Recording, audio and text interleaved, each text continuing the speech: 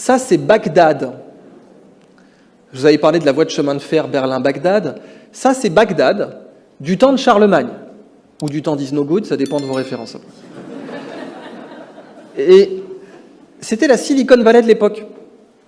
C'est là-bas qu'on fabriquait les meilleurs instruments de navigation céleste au monde. Et quand vous étiez caravanier sur la route de la soie, avoir un bon astrolabe, ça pouvait vous faire gagner 2 semaines sur votre trajet, donc ça se voyait en bas de bilan. C'était les computers de l'époque. Et il fallait les mettre à jour, figurez-vous. Il fallait aller à Bagdad pour faire mettre à jour son astrolabe avec les dernières observations célestes. Donc il y avait le logiciel et le matériel, exactement comme maintenant. C'est de là que vient le mot algorithme. C'était la latinisation d'un mathématicien arabe de l'époque qui s'appelait Al-Khwarizmi et qui a été latinisé en algorithmie. C'est de là que vient le mot algèbre, al-jabar. Aussi bizarre que ça puisse paraître, c'est aussi de là que vient le mot alcool et le mot alambic. Si. Ouais, les savoirs se sont perdus après. À mon grand regret, vous vous en doutez bien. Donc, c'était la capitale mondiale des mathématiques. Et c'était une ville totalement cosmopolite. Vous aviez toutes les religions, vous avez le commanditaire était un prince musulman, mais le premier architecte était juif, le deuxième architecte était zoroastrien, le financier était chrétien et le maître d'œuvre était bouddhiste. Putain, c'était une autre époque. Et ce qu'on peut retenir de ça, c'est que ça, c'est Bagdad avant le pétrole. Et que Bagdad avant le pétrole était beaucoup plus riche, puissante et influente que Bagdad après. Beaucoup plus. Là, vous avez Bagdad qui ne creuse pas le sol. Pétrole, il s'en foutait complètement. Là, Bagdad ne creuse pas le sol. Bagdad creuse le ciel. Ils se sont installés en plein désert, parce qu'en plein désert, on voit très bien les étoiles.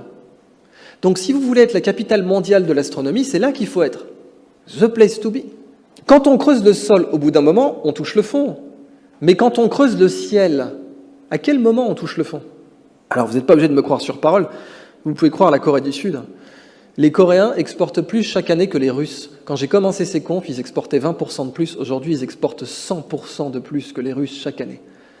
Alors qu'ils ont 3 fois moins d'habitants et 171 fois moins de territoire. Les Russes, ils ont tout en matière première. Pétrole, gaz naturel, bois, aluminium, strontium, uranium, bauxite. Bauxite, c'est de l'aluminium, diamant, mannequin, tout ce qu'il faut, quoi. Et malgré ça, ils exportent 100% de moins que les Coréens, enfin 50%, pardon, les Coréens 100% de plus. Les Coréens, qu'est-ce qu'ils nous vendent? Des disques durs, des écrans, des systèmes de guidage satellite, des choses basées sur la connaissance. Le plus gros porte-conteneur au monde, il a été fabriqué en Corée. Il est armé par CGA, CGM à Marseille, là, je ne sais plus comment on dit, il s'appelle le Jules Verne, mais il a été fabriqué en Corée. Et là, vous voyez Ubo Einstein, la mascotte du parc d'attractions sur la robotique à Séoul. Donc, les Coréens, ils ont eu un ministère de l'économie de la connaissance. C'est pas un hasard, parce que chez eux, il n'y avait rien d'autre à faire. Et maintenant, ça s'appelle le ministère de l'économie tout court. De toute façon, il n'y a pas de matière première en Corée.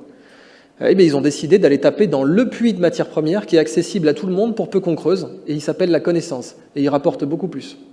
Voyez-vous, la révolution industrielle, elle nous a laissé avec 2 énormes mensonges qu'on continue à entretenir par ignorance.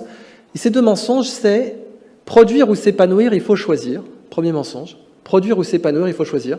Ou bien tu es productif, mais tu seras dépressif. Ou bien tu es épanoui, mais tu es un glandeur. Voilà, tu es un traître au redressement national. Bon. En Asie, on le sent. En Asie, on le sent vraiment. C'est-à-dire que si tu es en train de t'épanouir, c'est qu'il y a un truc qui ne va pas. C'est que tu trahis l'économie de la ville.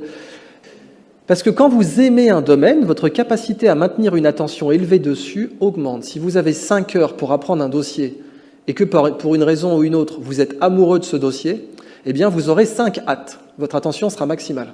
Le clampin à côté qui n'a aucune envie de se plonger dans le dossier, il aura peut-être 0,5 hâtes. Parce que son attention sera minimale, même sur 5 heures. Donc votre capacité à télécharger de la connaissance augmente quand vous aimez ça. Et ça, je veux dire, c'est quelque chose qui était connu depuis l'Antiquité.